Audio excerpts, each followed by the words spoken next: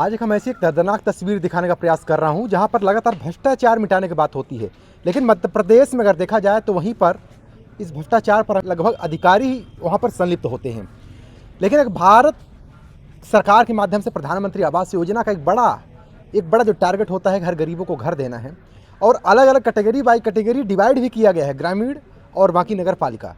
लेकिन यहाँ पर एक ऐसी तस्वीर जहाँ पर दो किस्त आती है और तीसरे किस्त में एक बड़ा खेला होता है। एक ऐसी तस्वीर दिखा रहा हूँ, ये नई गढ़ी का ये जनपद क्षेत्र है। क्या नाम है सर आपका? शालिग्राम विश्वकर्मा। क्या पूरी परिस्थितियाँ हैं जो कि आप लगातार पीड़ित और जो भी हम तीसरी किस्त नहीं मिल रही, इससे बहुत परेशान है। ये पहली किस्त कब आई थी? पहली किस्त आई थी तो मैंने उसका निर्माण किया, फिर दूसरी किस्त आई। कितने साल पहले आई थी? 18-19 में आई थी। 18-19 से पहली किस्त आई जी, और लगभग 4 से 5 वर्ष बीत गए। जी। तीसरी किस्त में क्या परिस्थितियाँ हो रही हैं? पता नहीं सर कैसे ये नहीं दे रहे हैं, जो कि हम उसको छत ढलवा के पुता लिपा के सब कंप्लीट कर दिया हूँ। अपने घर जेब का पैसा लगा के? हाँ, जेब का पैसा लगा के कर्जा लेके उसका, ये सीएमओ साहब बोले कि उसमें छत डलाओ और नहीं तो हमारी प्रगति खराब होती है। तो हमने कहा कि जी साहब हम डलाएंगे, तो कर्जा लेके और मैं छत डलवा दिया और सब घर को छपा लिपा के कंप्लीट कर दिया। करीबन 4 महीना हो गया और मेरी तीसरी किस्त नहीं आ रही है। कितनी बची है किस्त? तीसरी किस्त 50,000। तो क्या परिस्थितियाँ हैं जिसकी वजह से नहीं दे रहे हैं? हो सकता है कि इनके मन में लालसा हो कि कुछ पैसा कौड़ी दें हमको तो हम दें।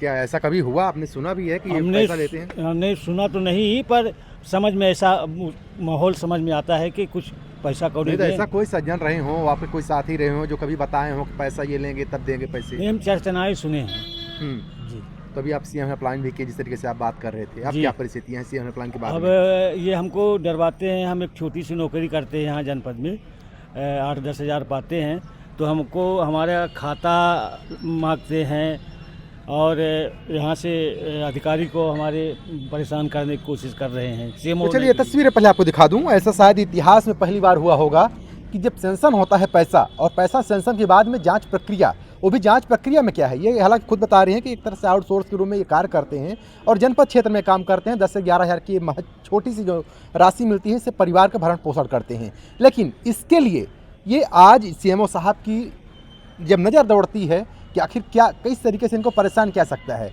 हालांकि ये सीएम हेल्पलाइन, जिस तरीके से इन्होंने बताया कि सीएम हेल्पलाइन इन्होंने किया था कि हमारी तीसरी किस्त आ नहीं रही है, उस तीसरी किस्त के बाद में जब सीएम हेल्पलाइन होती है कि हमें मिल नहीं रही है, तो सीएम हेल्पलाइन कटवाने के लिए इनके ऊपर काफ़ी ज़्यादा प्रेशर दबाव दिया जा रहा है। हालांकि एक जो तस्वीर आप देख पा रहे होंगे स्क्रीन पर, उस स्क्रीन पर साफ देख पा रहे होंगे किस तरीके से इनके खाता की जानकारी भी ली जा रही है और क्या कुछ परिस्थितियाँ हैं। अब क्या लगता है कौन दोषी है और अब क्या बताएं सर, दोषी अब कौन है? हम तो बनवा के कंप्लीट कर दिए हैं, लेकिन अब उसकी राशि नहीं मिल रही, तो हम तो नगर पंचायत सीएम हेल्पलाइन के लिए क्या बोलते हैं, किस तरह की धमकी मिल रही है? सीएम हेल्पलाइन के लिए हमारे यहाँ कार्यालय में उन्होंने लिखित में दिया है कि इनका खाता नंबर दीजिए और स्टेटमेंट दीजिए इनका। हमारे खाते की जानकारी मांगते हैं। सीएम हेल्पलाइन बंद करवाने के लिए क्या बोल रहे हैं? यही बोल रहे हैं कि आप अपने खाते की जानकारी दीजिए, हम बंद करा देंगे। तो धमकियां क्या कुछ मिल रही है अभी बता रहे थे आप? हाँ सर, धमकी यही मिल रही है कि बस हो गया, आप बंद कराओ, नहीं तो हम आपको यहाँ से निकलवा देंगे। हाँ, इस तरह से।